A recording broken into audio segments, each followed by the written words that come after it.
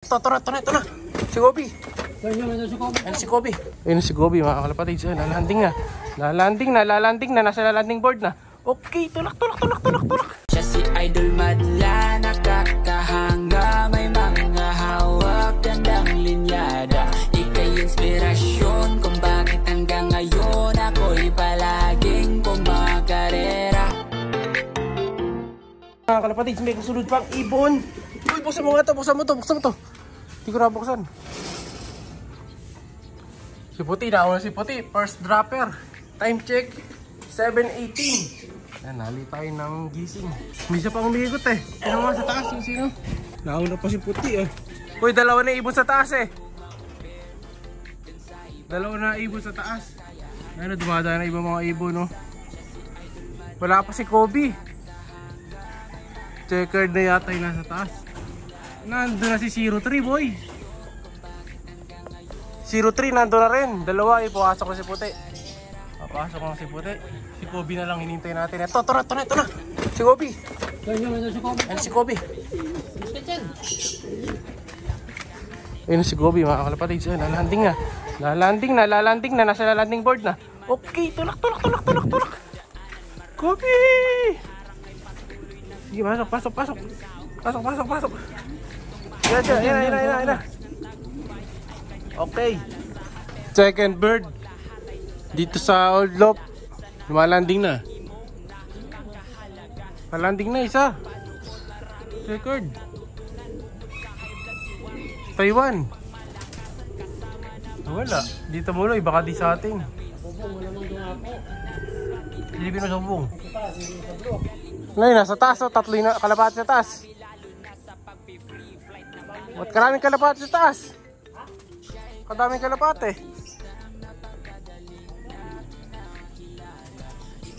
Lubar. Merong batik. Puro dagit mga kalapatid. May batik ay off color. Oo, tapos may isang lubar. Yan na boy, tulak mo. Sarap na. Okay. Dalawa na ibon, tulak natin. Ba't dito ka bababa boy? Akit ka na boy, papasokin na natin sa kabila. Papasokin na natin nasa taas. Nauna pa si Puti, first drop. Buti na lang gising tayo ni Tatay Madla. Ababo tayo sa kalakig. So, pero kanina, nung dumating si Puti, bigla ko nakita, meron na rin ibon sa taas, si 03, nandun na rin. So, ibig sabihin, baka nauna pa si 03 kaysa kay Puti. Nung dumating kanina si Puti natin, nandun na si 03. So, mabilis na rin talaga si 03. So, sa susunod na may etrihan ng pooling, isasali ko na lahat. Yung apat na warriors natin. Kasi sinali lang natin ito, dalawa. Yung talagang main, yung dito lang sa likod. Kasi mahirap mag-crack sa taas, diba? Kaya ito yung inuna natin na sinali. Pero tama naman din ang pick kasi yung ibon natin si Kobe, yung ibon naman natin si Kobe, maaga pa rin naman talaga dumating. Kaso na late lang. Siguro mga 2 minuto lang ang late nito dun sa dalawa nating nauna na ibon. Ayan o. Namamara-mara ako pa. Ang maganda lang kasi dito din kay Kobe, kapag dumating siya talaga, kita nyo kanina sa video, ayan, di ba? Pag talaga nakita mo na siya sa taas, nakakita ka na ng blue bar sa taas, tapos dito nakatutok, talaga papasok na rin kaagad yun mga kalapatid. Mabilis talagang ano to. Kumbaga, fast clacker. Ayan, buksan pa natin yung kulungan. Lilipat na kaagad yan.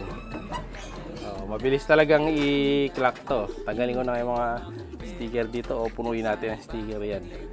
Punuin na lang natin yan. Yung isa namang ibon, ito yung pangalawang ibon. Ayan, dumapo pa sa taas. Nang tinapa to. Kala ko ibang ibon. Dumapo pa sa taas. Eh, ganoon talaga mga kalapatids. Yung mga nasa top birds, nasa 1.1 speed nila. Tayo, 900 speed lang. 980. So, lamang sila sa atin ng halos 100 plus. So, kailangan sa susunod, mabilis tayo. Pero kapag yung mga nauna ngayon, sila ulit ang nauna. So, medyo alanganin tayo sa ranking. Pero tingnan natin yung rank mamaya kasi number 31 tayo sa area So baka mabawasan pa yon. Kaso kung puro nasa cluster natin yung 30 na yon, doon tayo malalaglag sa fundraise. Tingnan natin kasi 2 laps fundraise lang to, straight. Yun yung maganda dito kasi nga malapit lang yung pinakakarera. Dito may lovebirds daw kanina mga kalapatids. Hinahanap ko. Wala. Wala na. Sa ating mismo? Ala. Meron Maya. Lovebirds daw dito kanina. Pero wala, di ko makita mga kalapatids. Wala Wala, umalis na. Kasi nakakadagit sila keps kapag nakakarinig ng tunog. Yung mga lovebirds, lumalapit sa kanila. Pero baka nandito lang sa mga puno-puno yan.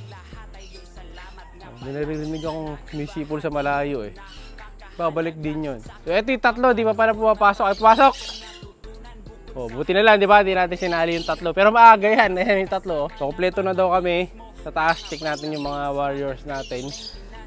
Tapos yung pinsan ko, sabi niya si Aaron, maaga daw umuwi ibo niya, kaso hindi siya naka-entry. Hindi daw niya nasali, breakaway daw, sabi niya. Huwag na talaga kung sino yung gusto mo isali, tapos pag di ka nakapag-entry, minsan yun yung mauuna ko. Baga, kukosesyahin ka nung kalapati mo, dahil di mo siya sinali. Tayo natin sa taas. Tulak natin. Congrats sa mga nanalo congrats. Ayan. So, tingnan natin yung masusunod pang mangyayari. Sasali pa tayo sa next Kaya tayo tulak natin yung tatlo. Nakita ko na yung dagit na lovebirds mga kalapatid. Tingnan ko kung malino yung mata nyo. Yan, tingnan nyo sa screen kung nasaan bumaba. Yun bumaba. Nakita nyo na? Ayan mga kalapatid, hanapin nyo nga. Ayan hanapin nyo. Tulak natin. Ayan, lapit natin. Sige. Yun yung dagit na lovebirds. Kaya pala sabi ni tatay, green daw na dalawang ulo. Sabi ko wala namang ganun lovebirds. Ano pala? Parang blue-green tapos dalawang ulo. Ayun dumadahan-dahan Ano siya? Par blue. Local na kulay. Dahil madilim yung mata Ay mata yung bagwis sa ulo. Ayun yung iba nating ibon sa kabila. Bumaba nasa kulungan na. Ay, nandun na sa baba. Ayan Papasok na. Ayun, pumasok na sa loob. Ayun nasa itim na. Nakikita mo pa. Sa lona. Ay, pumasok na. Para daga lang. Kumakain. Ito na yung dagit nating lovebirds. Ayan na siya. Par blue nga. May sing-sing ba? Parang wala namang ring. Walang ring. Ayan. Diyan ka muna. Busy pa ako. May gagawin pa ako Diyan ka lang. Hindi naman naalis yan. Ayun na siya. Piling niya. Nasa bahay na siya Yan. Nag-Spider-Man na siya doon. Mailap din. Wala. Lumipat.